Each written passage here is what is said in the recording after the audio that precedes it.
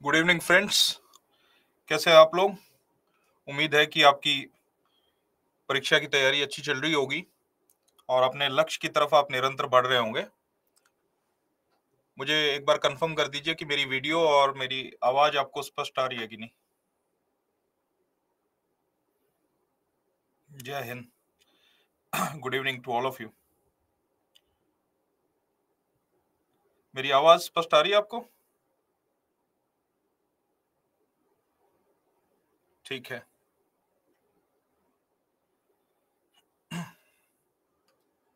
आपको कल मैंने एक होमवर्क दिया था, उम्मीद है कि आप पढ़ के आए होंगे।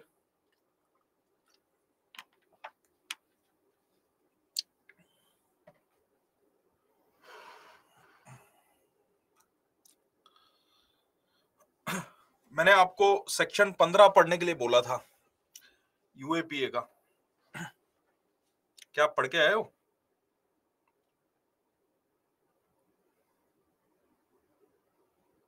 मैं बिल्कुल ठीक हूं, आपके सामने हूं, तंदुरुस्त हूं।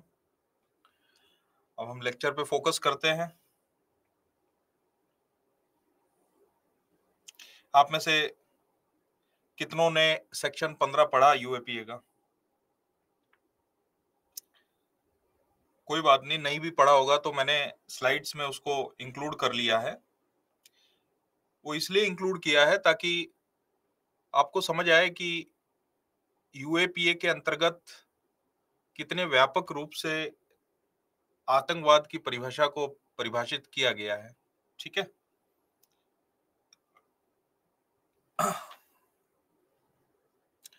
Good evening everyone. हाँ, बहुत अच्छे। एक छात्रा ने, जो कोई भी भारत की संप्रभुता, अखंडता को खंडित करने की कोशिश करेगा, उस पर आतंकवाद का केस चलाया जाएगा। ठीक है, अच्छी बात है, कुछ छात्रों ने पढ़ा है। चलिए आगे बढ़ते हैं।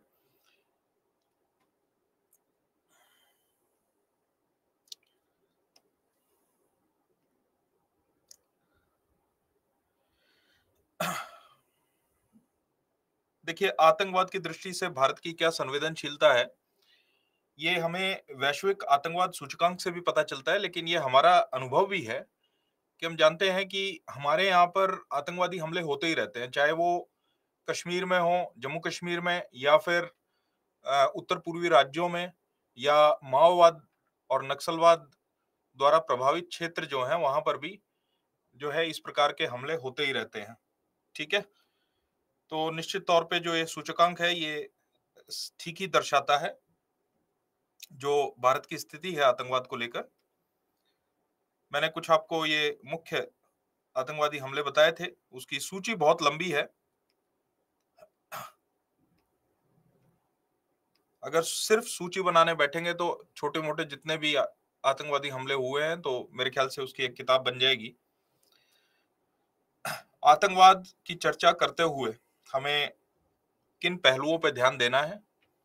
परिभाषा, प्रकार, आतंकवाद के विरुद्ध लड़ाई में क्या समस्याएं हैं, और आतंकवाद के विरुद्ध लड़ाई की रणनीति क्या है या क्या हो, सरकार क्या कर रही है इससे संबंधित। तो इस पे हम अपना ध्यान फोकस करेंगे, ध्यान केंद्रित करेंगे। ठीक है।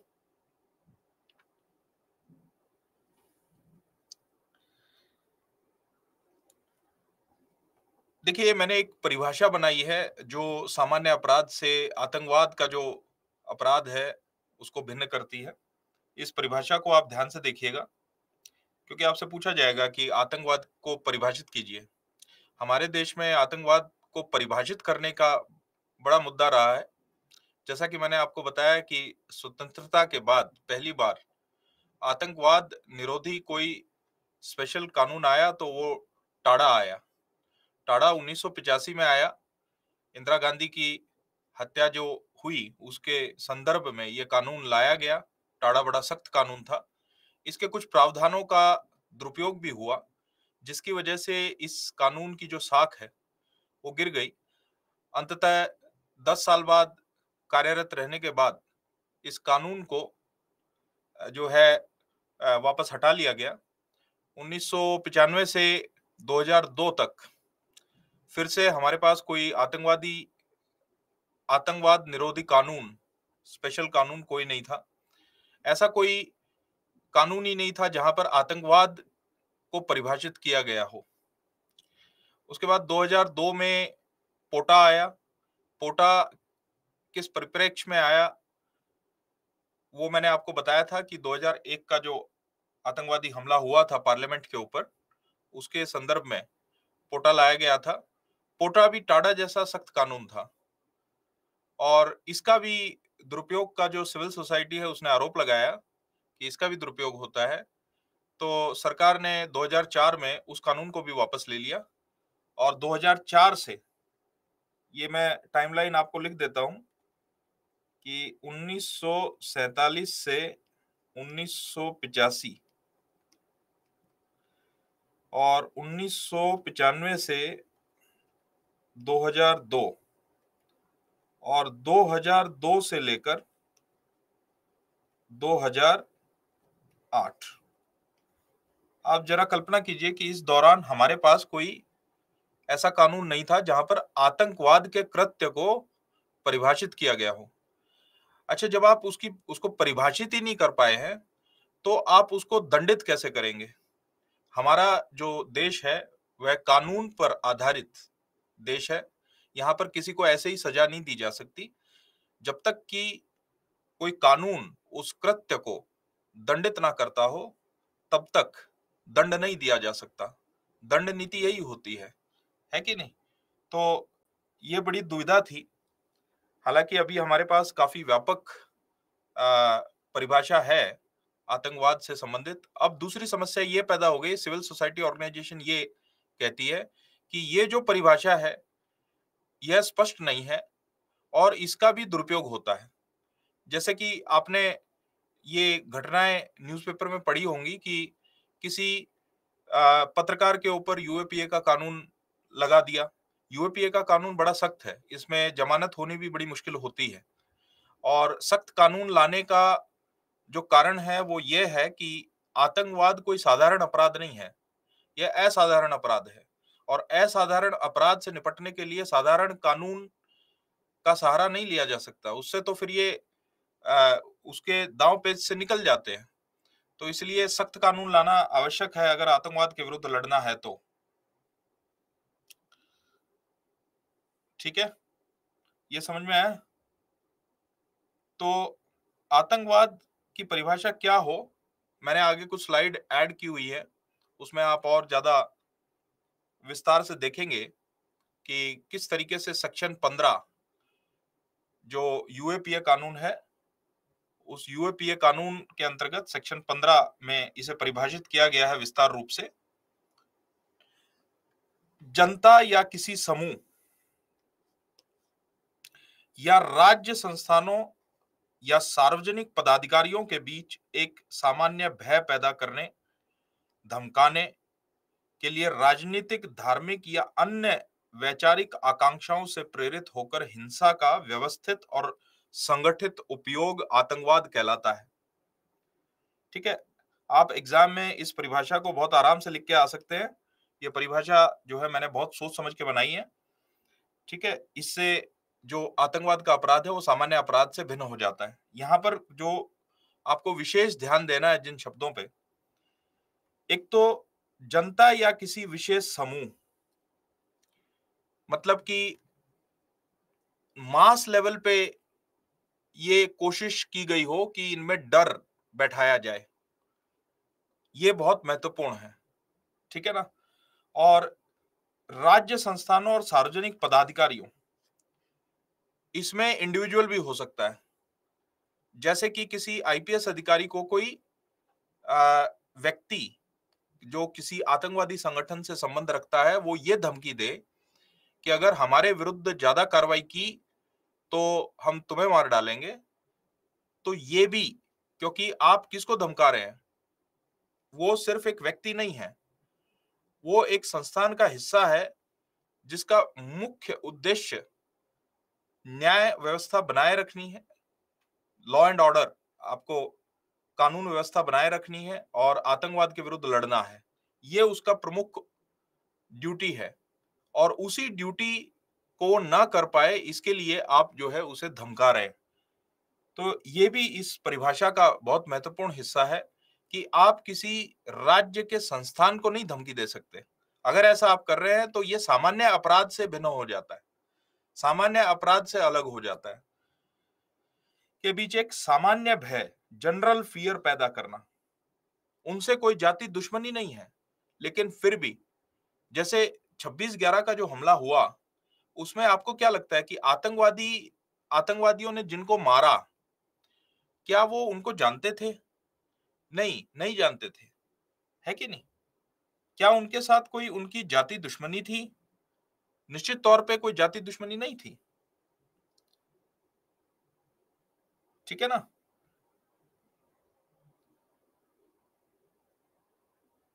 डिंपल बेटा, क्या नहीं आ रहा है? हाँ, गुड, वेरी नाइस। एक छात्र ने बहुत अच्छा प्रश्न पूछा है। सर, धमकी तो गैंगस्टर भी देते हैं, सिविल सर्वेंट्स को, तो क्या उनको भी टेरर कैटेगरी में रखेंगे? हम आगे इसके प्रकार पढ़ेंगे, आतंकवाद के प्रकार, उसमें नार्को टेररिज्म आता है, नार्को टेररिज्म। देखिए, एक चीज ये है कि मान लीजिए कि कोई व्यक्ति, मैं संगठित अपराध की बात कर रहा हूं, संगठित अपराध में जो है नहीं बेटा, क्लास रुकी नहीं हुई है, क्लास तो चल रही है। आप सभी को मेरी आवाज स्पष्ट आ रही है ना, और वीडियो ठीक से दिखाई दे रहा है?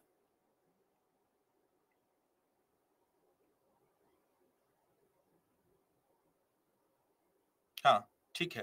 तो किसी एक या दो छात्र को अगर दिक्कत आ रही है तो वो यहां से नहीं है, वो आपके यहां से है। आप अपना सिस्टम चेक कीजिए। हाँ, तो देखिए, उस छात्र के प्रश्न का उत्तर देने की कोशिश कर रहा हूं। उस छात्र के मन में बात बिल्कुल सही आई है। देखिए, आप इस तरीके से प्रश्न आपके दिमाग में आएगा ना, तो आप सब्जेक्ट को, विषय को बहुत गहनता से समझ पाएंगे। बहुत अच्छा प्रश्न किया उसने कि सर, देता तो गैंगस्टर भी है, तो क्या वो आतंकवाद कहलाएगा? तो एक बात समझिए कि यहाँ पर आतंकवाद की परिभाषा में ये बहुत महत्वपूर्ण है कि एक सामान्य भय पैदा करना एक बड़े समूह में। अब कोई गैंगस्टर, एक तो ये देखना पड़ेगा कि उस गैंगस्टर की क्षमता क्या है, क्या आतंकवादी संगठनों जैसी क्षमता है। और प्राय ये क्या होता है कि जो संगठित अपराध होता है ना, वो किसी राज्य द्वारा पोषित नहीं होता है। और यही कारण होता है कि संगठित अपराध आतंकवाद की तुलना में कम गंभीर होते। ये नहीं कि उसको आप गंभीर नहीं मानेंगे, निश्चित तौर पे संगठित अपराध का आतंकवाद के साथ सीधा कनेक्शन मिला है, लेकिन वो डायरेक्ट थ्रेट है। संगठित अपराध जरूरी नहीं है कि आतंकवाद में शामिल हो, ये जरूरी नहीं, क्योंकि एक जो अंतर संगठित अपराध, ऑर्गेनाइज्ड क्राइम और टेररिज्म में होता है, जो आपको स्पष्ट रखना है अपने दिमाग में, कि संगठित अपराध का लक्ष्य राजनीतिक नहीं होता, आर्थिक होता है।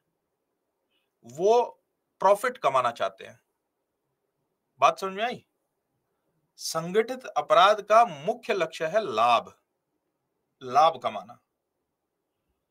आतंकवाद का लक्ष्य लाभ कमाना नहीं है, वो कोई राजनीतिक लक्ष्य प्राप्त करना। निश्चित तौर पे उसका कुछ लाभ भी होता होगा, लेकिन वो लाभ राजनीतिक है, आर्थिक नहीं। यह समझ में आया आपको? ये क्लियर हुआ? अच्छा, एक चीज और है, ध्यान से सुनिएगा कि जो संगठित अपराधी होते हैं ना, वो ऐसे सामान्य रूप से किसी को भी गोली नहीं मार देते। हाँ, उनके और लाभ के बीच में अगर कोई आता है, उनके धंधे के बीच में कोई आता है, तो निश्चित तौर पे वो उसको खत्म कर देते हैं। हाँ, इसमें यह भी हो सकता है कि प्राय तो जो संगठित अपराधी होते हैं वो पुलिस तंत्र को नहीं छेड़ते हैं। वो ऐसा नहीं करते कि एसपी को धमकी दे रहे हैं या डीवाईएसपी को धमकी दे रहे हैं, हाँ, सटल तरीके से दे सकते हैं, मैं उसको मना नहीं करता हूँ। लेकिन वो 100 बार सोचेंगे इससे पहले कि वो किसी पुलिस अधिकारी या उसको छुएँ। इसका कारण है। कारण ये है कि देखिए संगठित अपराध को पोषित कौन करता है? मैं आपको, क्योंकि ये प्रश्न आया है तो मैं आपको यहाँ पर, और ये ज़रूरी प्रश्न है, क्योंकि आपको अंतर पता होना चाहिए।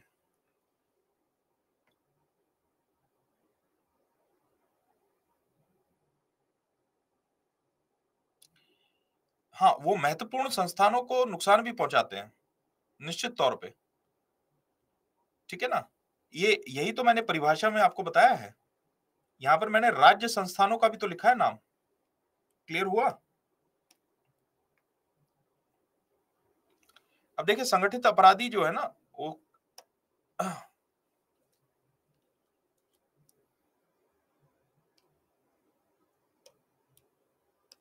इसको ध्यान से देखिए। जो संगठित अपराध होता है, क्योंकि ये अंतर मुझसे पूछा गया है, तो इस अंतर को अच्छे से समझ लेना ज़रूरी है। इसके बेटा 3 मुख्य भाग होते हैं। ध्यान दें, एक तो इसको मैं यहाँ पर लिख देता हूँ, प्राय इसको ऑर्गेनाइज्ड क्राइम के नाम से जाना जाता है। Organised crime.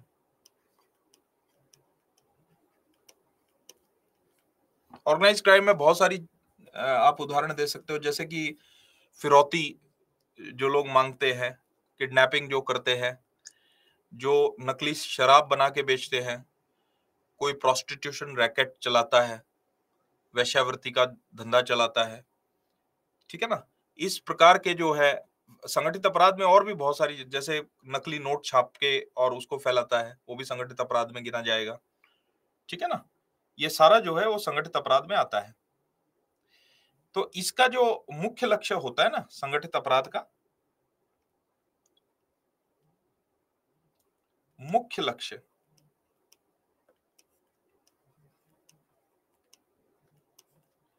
वो होता है लाभ। किसी को मारना मुख्य लक्ष्य नहीं है, कोई राजनीतिक लक्ष्य नहीं है। बस अपना धंधा चलता रहना चाहिए, पैसा आते रहना चाहिए। ये क्लियर हुआ? इसके 3 प्रमुख हिस्से होते हैं। हाँ, कॉन्ट्रैक्ट मर्डर भी आप बिल्कुल कह, सही बात है, वो भी इसी में आएगा। इसके 3 प्रमुख हिस्से होते हैं। एक तो जो अपराध करते हैं,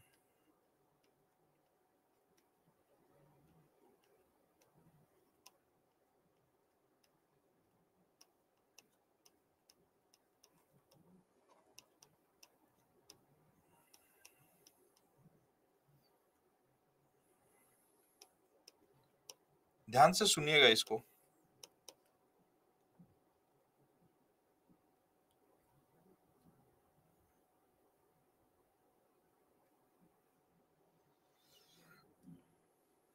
जैसे कि आपने सुना होगा कि भाई सरगना होता है, डॉन सुना होगा, डॉन होता है, जैसे दाऊद इब्राहिम था, है कि नहीं? जैसे छोटा शकील या छोटा राजन।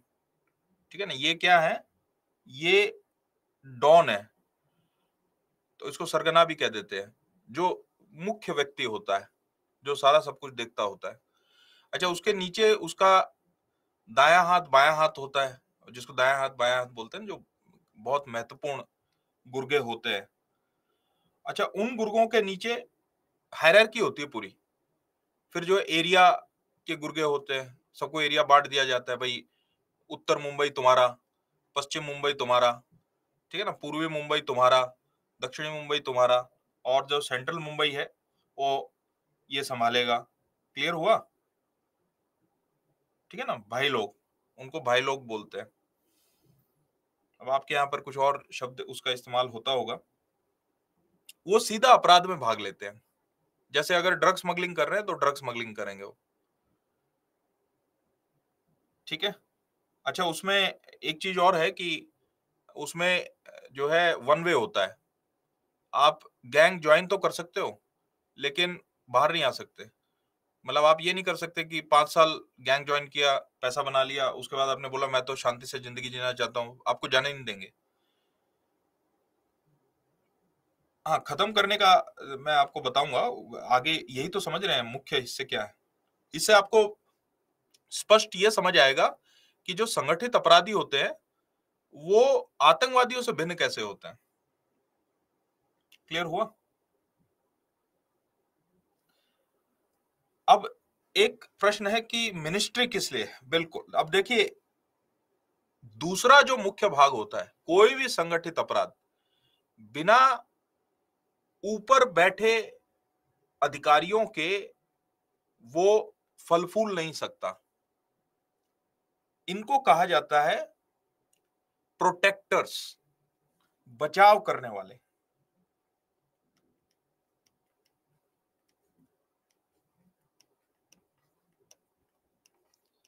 इनमें क्या होते हैं? इनमें जैसे कि राजनीतिक नेता हो गए, इसमें कोई उच्च पुलिस अधिकारी हो गया,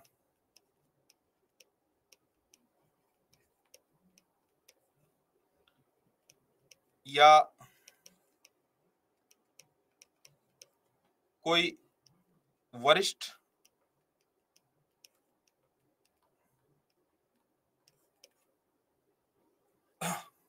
ब्यूरोक्रेट हो गया।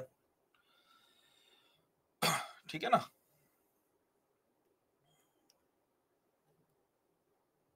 क्लियर हुआ?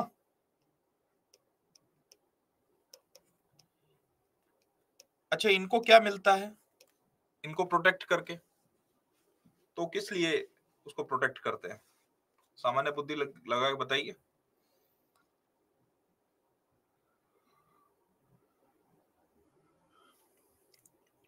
प्राय देखिए, जज नहीं होता है। इसमें जो एग्जीक्यूटिव के लोग होते हैं, प्राय वो होते हैं जो मतलब कि सरकार में बैठते हैं, चाहे उसमें पॉलिटिकल एग्जीक्यूटिव हो या। और ये आज से नहीं, 1990 के दशक में जो एनएन वोरा कमेटी रिपोर्ट आई, उसमें उन्होंने क्लियर इस शब्द का इस्तेमाल किया। इसको कहते हैं पॉलिटिको ब्यूरोक्रेटिक क्रिमिनल नेक्सस। क्या बोला जाता है? इसको बोला जाता है पॉलिटिको ब्यूरोक्रेटिक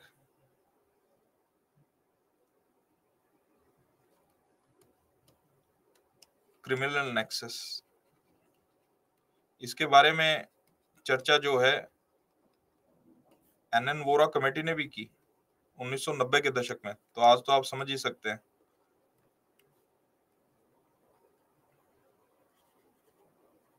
ये हुआ। हाँ, पैसे के लिए करते होंगे, बिल्कुल सही बात है। आपने बिल्कुल सही जवाब दिया इसका, कि उनको भी लाभ, आर्थिक लाभ प्राप्त होता है उससे। ठीक है ना? अच्छा, वो उनको उनकी प्रोटेक्शन कैसे करते हैं? देखिए, सरकारी तंत्र अगर चाहे और वो ईमानदार हो, तो ऐसा संभव ही नहीं है कि कोई संगठित अपराध फले फूले पनपे। ये आप मानते हैं ना?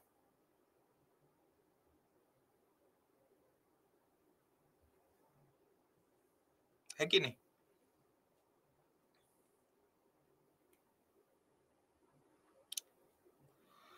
एक प्रश्न है कि क्या एमएलए को एसपी गिरफ्तार नहीं कर सकता है? कर सकता है, अगर सबूत है तो निश्चित कर सकता है। एमएलए कोई कानून से ऊपर थोड़ी ना है।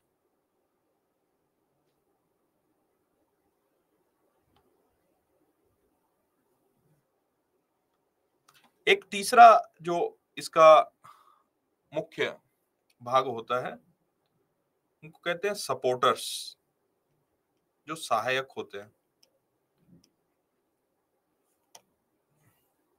हेल्पर्स और सपोर्टर्स, जो उसका साथ देते हैं। भले ही अपराध में साथ ना देते हो, अपराध में तो ये जो पहला मुख्य भाग है वही संलिप्त रहता है। लेकिन अब देखिए, ये जो सहायक या सपोर्टर होते हैं, ये किस प्रकार के होते हैं? आपने वीरप्पन का नाम सुना है? वीरप्पन।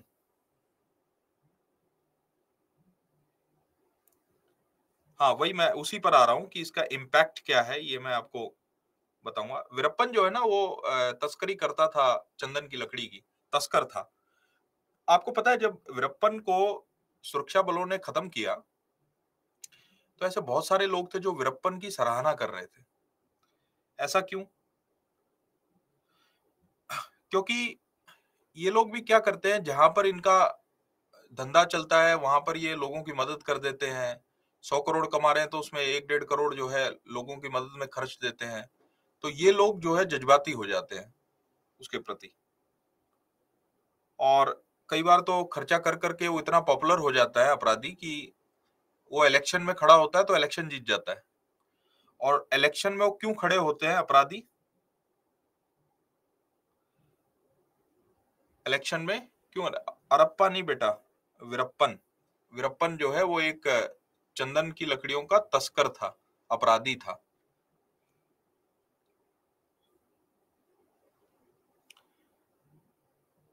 हाँ, वेरी गुड, कानून से बचने के लिए। क्योंकि देखिए, इसको मैं जो है दूसरे कलर में ड्रॉ कर रहा हूं ताकि आपको ये स्पष्ट दिखे। क्योंकि ये लोग जो अपराधी होते हैं ना, वो इनसे परेशान हो जाते हैं, क्योंकि ये इतना पैसा मांग लेते हैं कि फिर इनके साथ उनकी बनती नहीं। तो वो सोचते हैं कि भाई हम ही क्यों ना नेता बन जाए, हम भी तो प्रसिद्ध हैं। बात समझ में आई? तो आपने क्या ऐसे अपराधी पार्लियामेंट तक पहुंचते देखे हैं, जो पूरे गिरोह के सरगना रहे हैं और इलेक्शन लड़ा उन्होंने और फिर जो है वो पार्लियामेंट में पहुंच गए?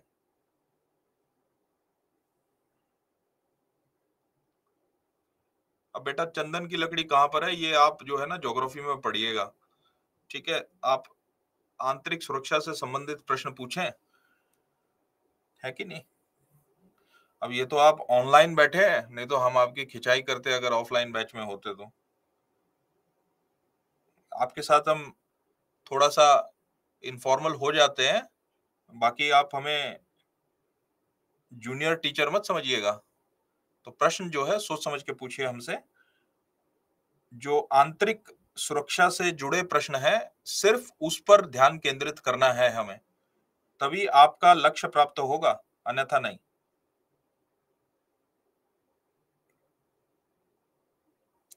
ठीक है?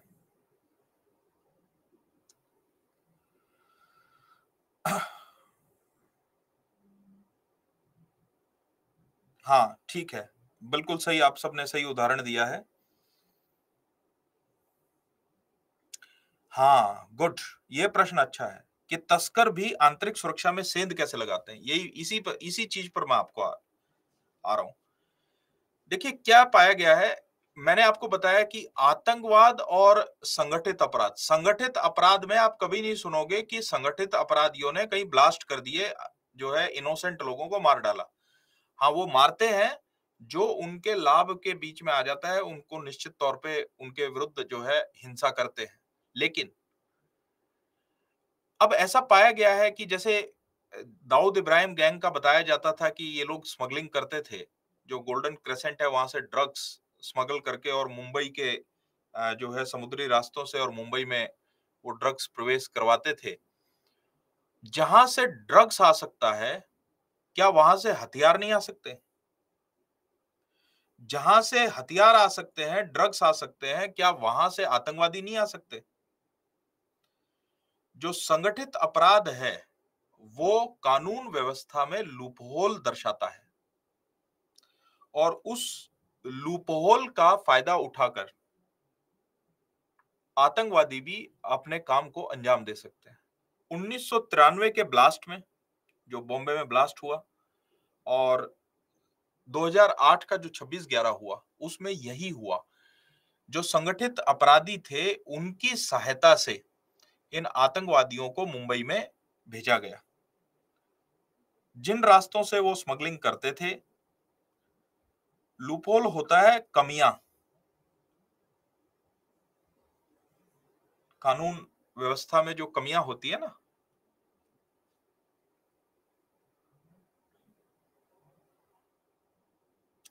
मणिपुर की घटना से संगठित, एक प्रश्न है, बहुत अच्छा प्रश्न किया है एक छात्रा ने। सर, क्या मणिपुर की घटना भी संगठित अपराध का हिस्सा है? मणिपुर की घटना भी आप संगठित अपराध से जोड़कर देख सकते हो। क्योंकि वहां पर जो ओपियम अफीम की खेती की जाती है, जो कुकी समुदाय है, आपको बताऊं तो जड़ जो है ना इस विवाद की जड़, वो संगठित अपराध ही है। जो कुकी समुदाय है, वो ऐसा उस पर आरोप लगाया जाता है कि कुकी समुदाय अफीम की का व्यापार करता है और जो है वहां पर अफीम की खेती की जाती है, जिसको नष्ट करने का ऑर्डर सरकार ने दिया था। उससे निपटने के लिए ये सारा सब कुछ घटनाक्रम हुआ है। मणिपुर आएगा तो मैं आपको और विस्तार से इस बारे में बताऊंगा, ठीक है ना? ये समझ में आया आपको?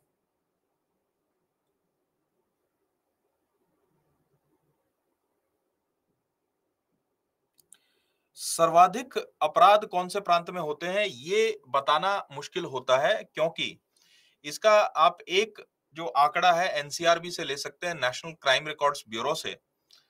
लेकिन ये भी मैं आपको बता दूं कि बहुत सारे ऐसे प्रांत हैं जहां अपराध ज्यादा है लेकिन अपराध रजिस्टर नहीं होते। तो इसीलिए इस आंकड़े पर कितना विश्वास किया जा सकता है ये कहना मुश्किल है। तो निश्चित तौर पे मैं आपको नहीं बता पाऊंगा कि भारत में सबसे ज्यादा अपराधग्रस्त प्रांत कौन सा है। हाँ, ये है कि एनसीआरबी के डेटा के हिसाब से आप ये पता कर सकते हैं।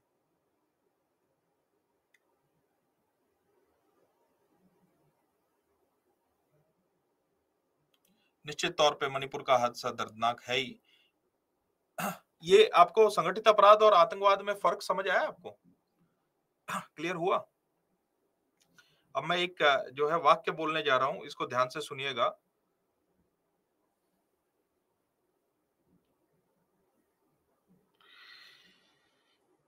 जरूरी नहीं कि संगठित अपराधी आतंकवादी घटनाओं में हिस्सा लेते हों। ध्यान से सुनिएगा।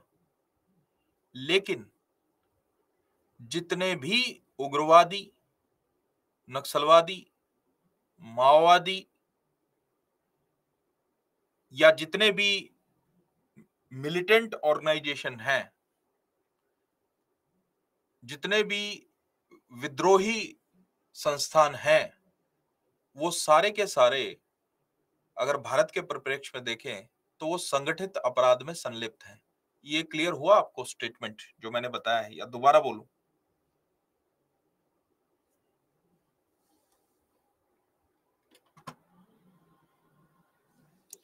देखिए, ऐसा जरूरी नहीं कि संगठित अपराधी आतंकवाद से निश्चित ही कुछ कनेक्शन रखते हों। बहुत सारे ऐसे संगठित अपराध चल रहे हैं जिनका मुख्य उद्देश्य लाभ कमाना है, बस कोई आतंकवादी घटना को अंजाम देना नहीं है। लेकिन जितने भी आतंकवादी संगठन हैं, जितने भी विद्रोही संगठन हैं, जितने भी उग्रवादी संगठन हैं, चाहे वो कश्मीर का मामला हो, चाहे वो उत्तर पूर्वी राज्यों का मामला हो, चाहे वो नक्सलवाद या माओवादियों का मामला हो, ये सारे के सारे संगठित अपराध में संलिप्त हैं। क्लियर हुआ? क्या कनेक्शन है दोनों में, ये समझ में आया?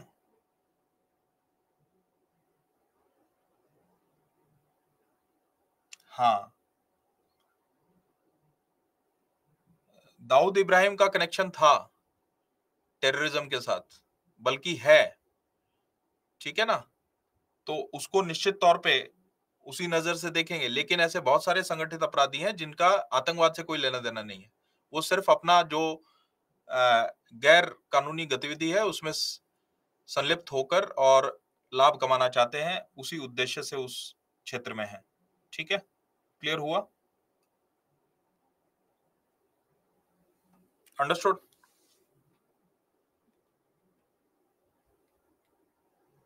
एक सेकेंड होल्ड कीजिएगा।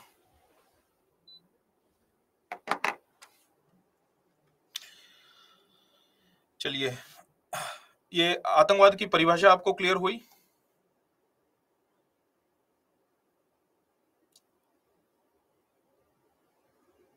हाँ, बहुत अच्छा। ये आपने बिल्कुल सही लिखा है एक छात्रा ने। मेरा यही कहने का मतलब है कि ऑर्गेनाइज्ड क्राइम आतंकवाद नहीं, नहीं मैंने ऐसा नहीं बोला है आतंकवाद के साथ उसके कनेक्शन नहीं होते, ऐसा नहीं बोला। लेकिन मैंने ये बोला है कि जरूरी नहीं है कि हो। लेकिन जितने भी आतंकवादी संगठन है, जितने भी विद्रोही संगठन है, ये सारे के सारे जो है संगठित अपराध में सम्मिलित हैं। ये क्लियर हुआ? समझ में आया? ठीक है।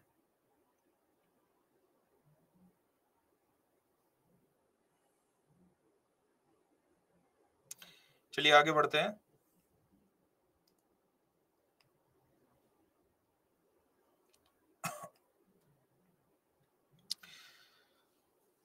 देखिए, मैंने आपको सेक्शन 15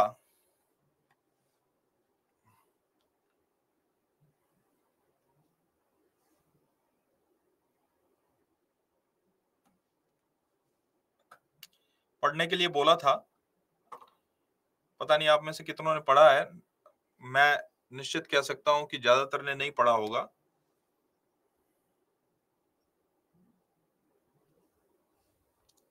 एक प्रश्न है छात्र का कि सर, जिन लोगों को न्याय नहीं मिल पाता है या उन्हें झूठे आरोपों में फंसाया जाता है, क्या यह एक संगठित अपराध का एक कारण बन सकता है? देखिए, निश्चित तौर पे नहीं बताया जा सकता, क्योंकि न्याय नहीं मिलता तो वो व्यक्ति सामान्य अपराध जो है उसमें सम्मिलित होगा, या संगठित अपराध के कुछ और भी गुण होते हैं। ठीक है ना? जैसे कि कुछ एसेंशियल कैरेक्टरिस्टिक होती है, जैसे कि संगठित अपराध में एक तो समूह होना जरूरी है, लेकिन हमेशा ऐसा नहीं है। एक व्यक्ति भी संगठित अपराध में जो है संलिप्त हो सकता है, ऐसी संभावना हो सकती है। जैसे मैं आपको संगठित अपराध क्या है इसकी आप जो है चाहें तो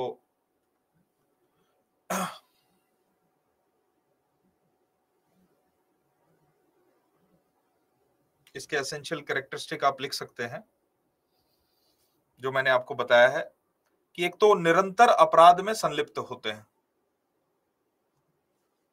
ठीक है, मैं अब इसको यहां पर लिख देता हूं ताकि ये जो डाउट है ये इसका निवारण हो जाए।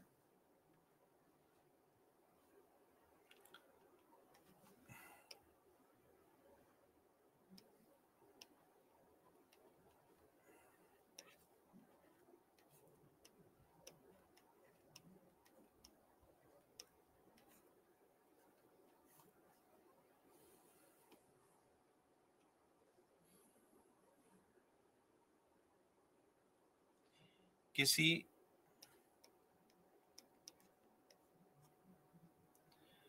संगठित अपराध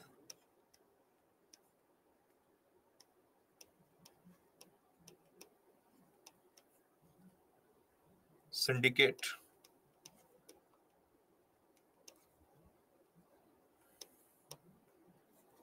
या समूह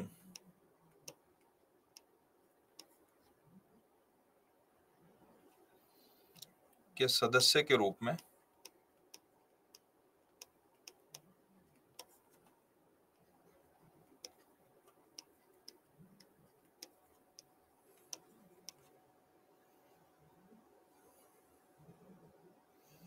या ऐसे सिंडिकेट की ओर से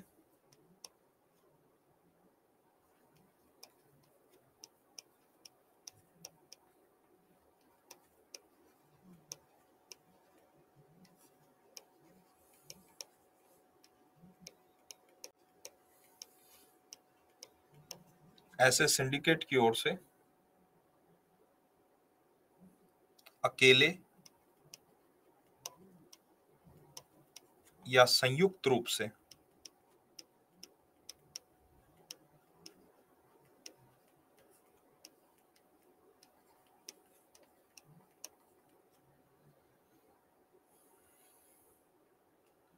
संयुक्त रूप से किसी व्यक्ति द्वारा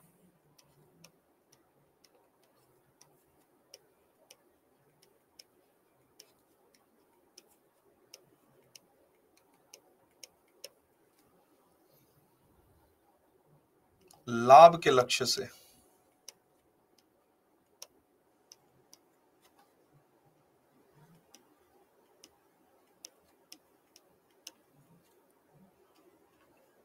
निरंतर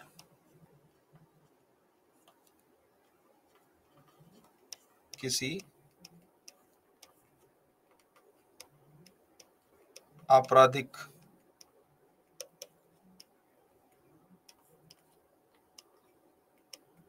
कृत्य में संलिप्त होना,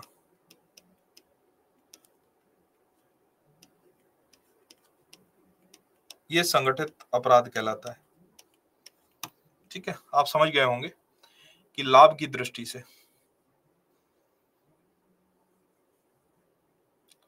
सिंडिकेट जो है वो प्राय जो है जो आपराधिक समूह होता है ना, उसके लिए उपयोग में लाया जाता है। ठीक है, तो आप सिंडिकेट को आपराधिक समूह भी कह सकते हैं। क्लियर हुआ? ठीक है।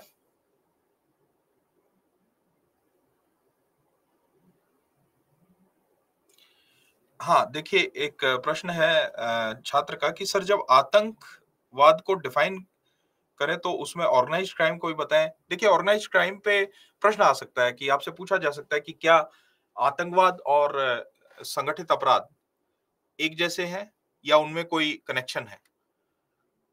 तो आपको वो कनेक्शन स्पष्ट करना है। जैसे मैं आपको बताऊं, जो कश्मीर के आतंकवादी वो किस प्रकार के संगठित अपराध में संलिप्त हैं। तो जो फेक करेंसी नोट आते हैं, ठीक है ना, उसको फैलाने में, हाल ही में जो है बैंक लूटने की घटनाओं में भी संलिप्त पाए गए, या हथियारों की तस्करी या ड्रग्स की तस्करी, इसमें भी वो सम्मिलित हैं, ये भी संगठित अपराध है। ऐसे ही उत्तर पूर्वी राज्यों के जो कुछ समूह है, जैसे कि एनएससीएन हो गया या यूएनएलएफ हो गया या जो है उल्फा या एनडीएफबी, ये जो समूह है, ये कौन से संगठित अपराध में संलिप्त रहते हैं? वही ड्रग्स की तस्करी, मानव तस्करी, ठीक है ना, रैंसम कॉलिंग, फिरौती मांगना, ठीक है ना, या कॉन्ट्रैक्ट किलिंग, ये भी इन संगठित अपराध में वो संलिप्त रहते हैं। ऐसे ही माओवादी और नक्सलवादी किस अपराध में संलिप्त रहते हैं?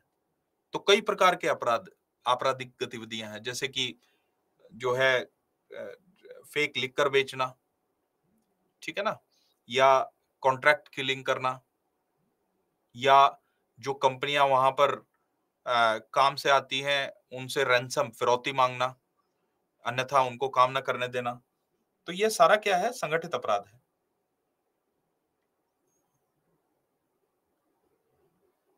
देखिए संघीय और असंघीय अपराध ये अलग एक कैटेगरी है। निश्चित तौर पे आतंकवाद जो है वो कॉग्निजेबल ऑफेंस में ही आएगा। जो सीरियस प्रकार के अपराध होते हैं वो कॉग्निजेबल ऑफेंस में आते हैं, संज्ञेय अपराध इनको बोला जाता है। ठीक है, क्लियर हुआ?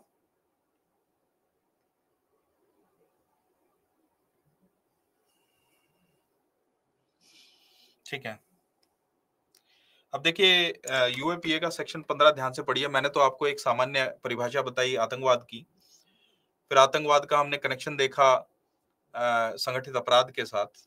ठीक है, संगठित अपराध को भी समझने की कोशिश की। कुछ बच्चों ने प्रश्न किया कि संगठित अपराध को कैसे रोकें। तो देखिए जो सामान्य न्याय व्यवस्था, सामान्य एक तो कानून व्यवस्था और न्याय व्यवस्था भी, क्योंकि ये भी जरूरी है कि जब संगठित अपराधियों को पकड़ा जाए, सबूत पेश किए जाए, तो उनका फटाफट जो है प्रोसिक्यूशन करके और कन्विक्शन होना जरूरी है, ताकि उनको जेल भेजा सके, कुछ कानून के प्रति डेटरेंस क्रिएट हो। क्लियर हुआ? हाँ, करीम तेलगी जो था वो बिल्कुल सही बात है, वो भी संगठित अपराध की श्रेणी में आता है। जो कृत्य उन्होंने किए थे वो संगठित अपराध ही माना जाएगा। स्टैम्प पेपर और इसमें जो है फेक स्टैम्प पेपर बना के उन्होंने बेचे थे, तो वो भी संगठित अपराध की श्रेणी में ही आता है। ठीक है,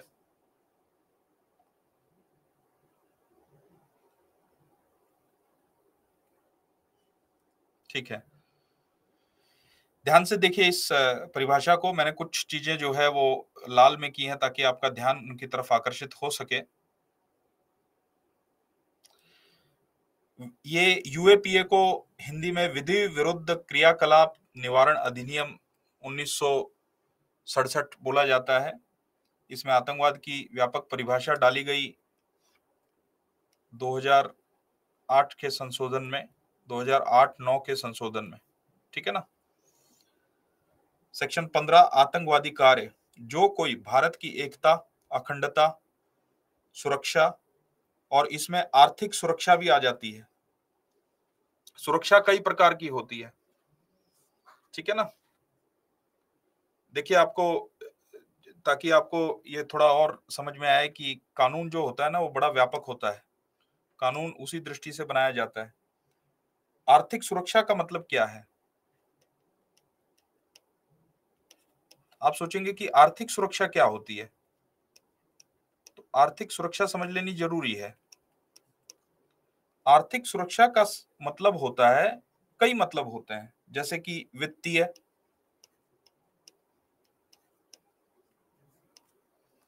ठीक है ना, धनीय,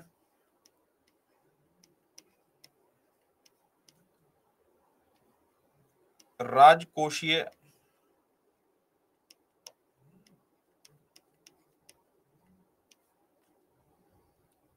स्थायित्व। ये क्या है? जैसे फॉरेन एक्सचेंज जो होता है ना, भाई हमारे कितने फॉरेन एक्सचेंज है? 500-600 बिलियन डॉलर पहुंच गए हैं, ठीक है। अगर वो कम होगा तो फिर हमें दिक्कत होगी। फिर उत्पादन,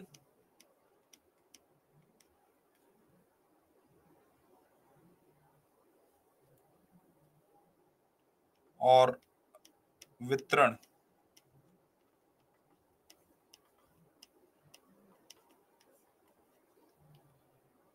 के साधनों की सुरक्षा।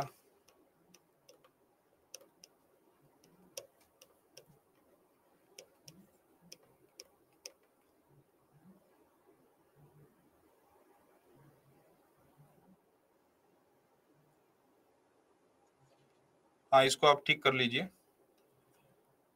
छोटी मोटी गलतियां आप ठीक कर लीजिए करें। आपको भाव स्पष्ट आना चाहिए।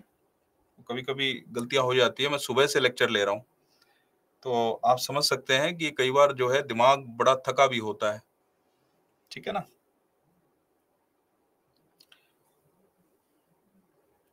कोई स्पेलिंग मिस्टेक हो जाती है तो उसको खुद ही सुधार लें। हाँ, ठीक है, अच्छी बात है, आपने पॉइंट आउट किया। पॉइंट आउट करना भी चाहिए, लेकिन इन गलतियों को बहुत ज्यादा महत्वता नहीं देनी चाहिए, ठीक है ना। क्योंकि यहाँ पर मुख्य उद्देश्य, देखिए, कभी भी लाइफ में एक चीज ध्यान रखिए। मैं तो कहता हूँ कि छात्र कैसा होना चाहिए? छात्र होना चाहिए मधुमक्खी जैसा, मक्खी जैसा नहीं। ध्यान से सुनिएगा, मक्खी और मधुमक्खी में जमीन आसमान का अंतर होता है। मक्खी जो है वो दूसरे के घावों को कुरेद कुरेद कर गहरा कर देती है, उसमें पीप बना देती है। और जो मधुमक्खी होती है वो जंगली फूल से भी अमृत खींच लाती है। देखा आपने?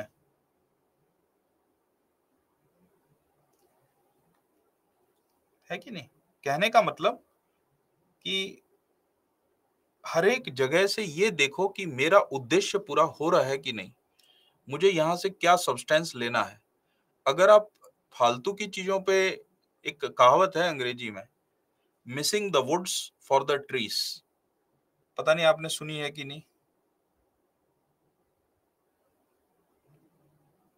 हाँ, शहद अमृत जैसा ही हो गया। शहद बताते हैं कि 500 साल भी खराब नहीं होता। आपने ये कहावत सुनी है, missing the woods for the, ये आप में परिपक्वता आए उसके लिए मैं ये चीज बोल रहा हूँ, आपके भले की बात बोल रहा हूँ।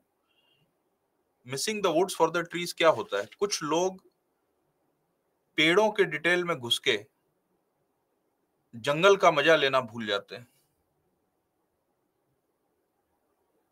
है कि नहीं? समझ में आया? जो बड़ी तस्वीर है उसको हमेशा अपने दिमाग में रखो। छोटे मोटे ऑब्स्टेकल और उन पे अगर ज्यादा आपने अपना ध्यान केंद्रित कर दिया तो अब ऊर्जा तो उतनी ही है भाई। उस ऊर्जा को आप चाहे छोटे कामों में लगा लो, तुच्छ कामों में लगा लो, या उसी ऊर्जा को किसी महान कृत्य में लगाओ और महान बन जाओ, है कि नहीं? हाँ, ठीक है, कोई बात नहीं। मैं सॉरी बुलवाने के लिए मैंने ये बात नहीं समझाई थी। ये आपके भले के लिए मैंने ये बात बोली थी। मुझे कोई सॉरी बोले या ना बोले, मुझे ज़्यादा फ़र्क नहीं पड़ता, ठीक है ना? मैं ईगोटिस्ट व्यक्ति नहीं हूँ। ईगो जो होती है वो नॉलेज की दुश्मन होती है। ईगो कभी नहीं रखना चाहिए। महान से महान व्यक्ति, महान से महान ज्ञानी सुकरात तो यहाँ तक कह के गए, इतने ज्ञानी होने के बावजूद कहते थे कि हमें कुछ नहीं पता, है कि नहीं? तो जो ईगो होती है, अहम होता है, वो ज्ञान का दुश्मन होता है। तो हम सॉरी बुलवाने के लिए नहीं, लेकिन ताकि आपका कल्याण हो सके, इसके लिए मैंने ये बात बोली। ठीक है। आर्थिक सुरक्षा में देखिए और भी चीजें आती हैं।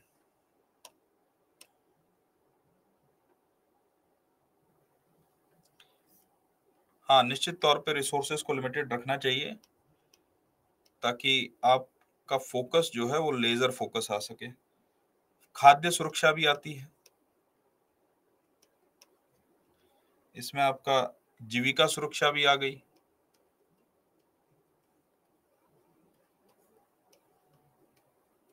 अब आपको आश्चर्य होगा कि क्या ऐसे कृत्य जो खाद्य सुरक्षा को चोट पहुंचाए, वो क्या आतंकवाद की श्रेणी में आ सकते हैं? बिल्कुल आ सकते हैं, क्योंकि यूएपीए की जो परिभाषा है वो यही है। ये क्लियर हुई आपको? जीविका सुरक्षा या ऊर्जा सुरक्षा।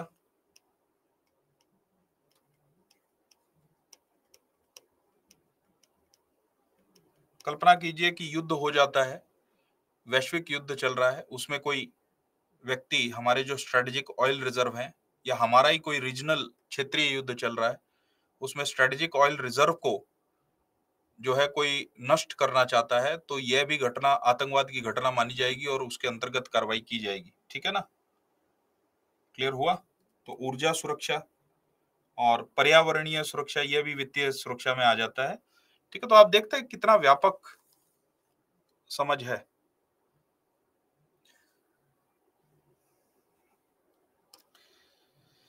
तो आर्थिक सुरक्षा भी, या प्रभुता को संकट में डालने या संकट में डालने की संभावना, यह बहुत महत्वपूर्ण है। जरूरी नहीं है संकट में डले तभी सजा होगी।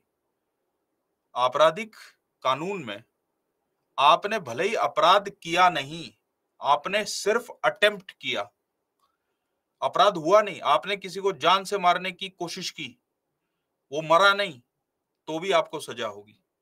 ठीक है ना? कि आशीष है, या भारत में या किसी विदेश में, भारत में भी और विदेश में भी जनता अथवा जनता के किसी वर्ग में आतंक फैलाने की संभावना के आशय से, भले ही आतंक ना फैलाओ, आप कल्पना कीजिए कि कोई व्यक्ति बॉम्ब ले जाके और कहीं पे बॉम्ब फिट कर देता है, वो बॉम्ब फटा नहीं, किसी को पता चला नहीं, लेकिन यहां पर संभावना तो थी ना कि वो फट जाता तो क्या होता। तो उस संभावना को भी इस कानून के अंतर्गत सजा का प्रावधान किया गया है। स्ट्रिंजेंट कानून है ये। इसमें क्या क्या आ जाता है,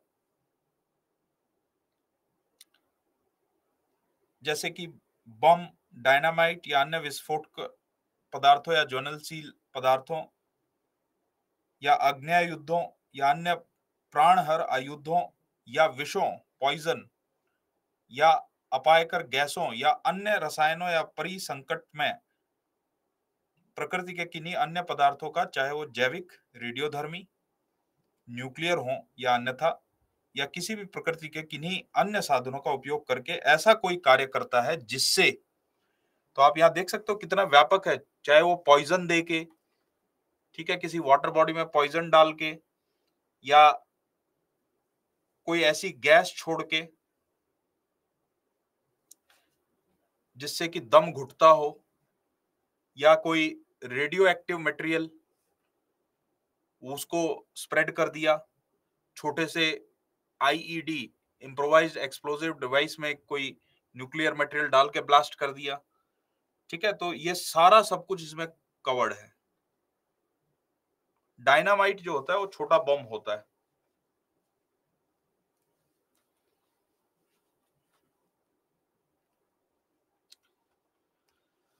किसी व्यक्ति या व्यक्तियों की मृत्यु होती है या उन्हें क्षति होती है या होने की संभावना है। संपत्ति की हानि या उसका नुकसान या विनाश होता है या होने की संभावना है।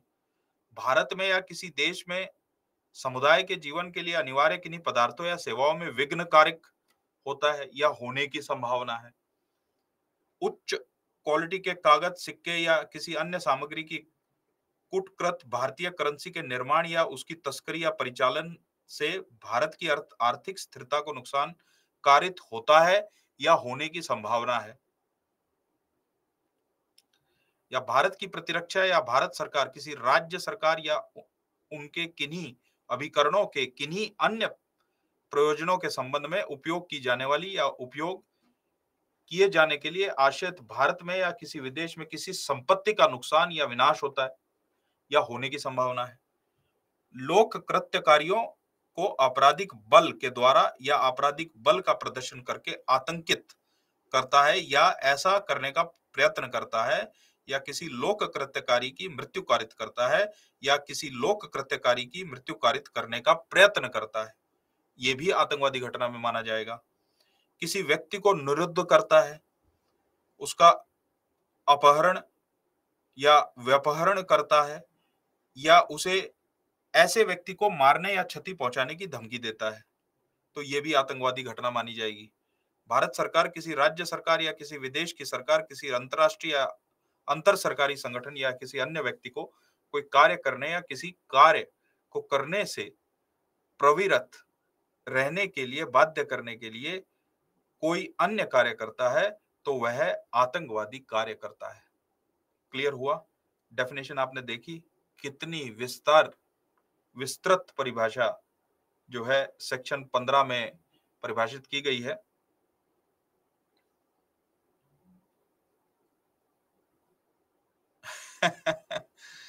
एक छात्र का बड़ा, और मुझे उम्मीद थी कि कोई ना कोई ऐसा बोलेगा, एक छात्र का कहना है, कंक्लूजन ये है कि जो बिना किसी निजी हित के दूसरों को परेशान करने या नुकसान पहुंचने की मंशा रखते हैं, आतंकवाद में सम्मिलित किया जा सकता है। अब देखिए, इसको लेकर जो है ना एक डिबेट ये किया जा सकता है कि क्या ये प्रावधान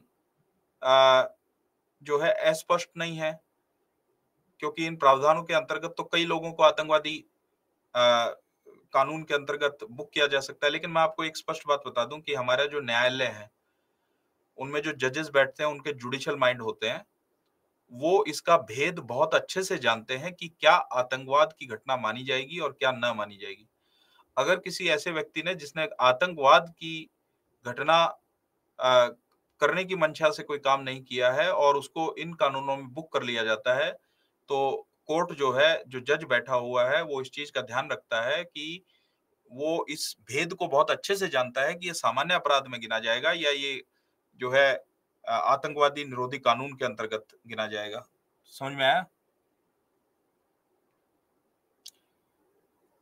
एक प्रश्न किया है कि सर एग्जाम में एक टेक कैसे लिखें, प्लीज बताइए कि ये सारे सारे बिंदु, ये सब, ये परिभाषा आपको याद करने की आवश्यकता नहीं है, ठीक है ना, कि आप यही लिख के आए। जो परिभाषा मैंने सामान्य परिभाषा आपको बताई, आपको सिर्फ उतना ही लिख के आना है, ठीक है।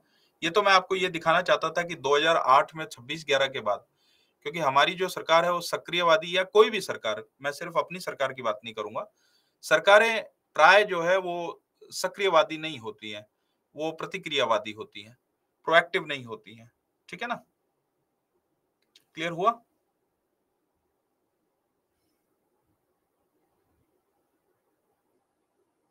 देखिए, एक है कि संभावना है किंतु किसी तरह की हानि, क्षति ना हो तब, तो तब भी जो है इस कानून के अंतर्गत बुक किया जा सकता है, ठीक है ना।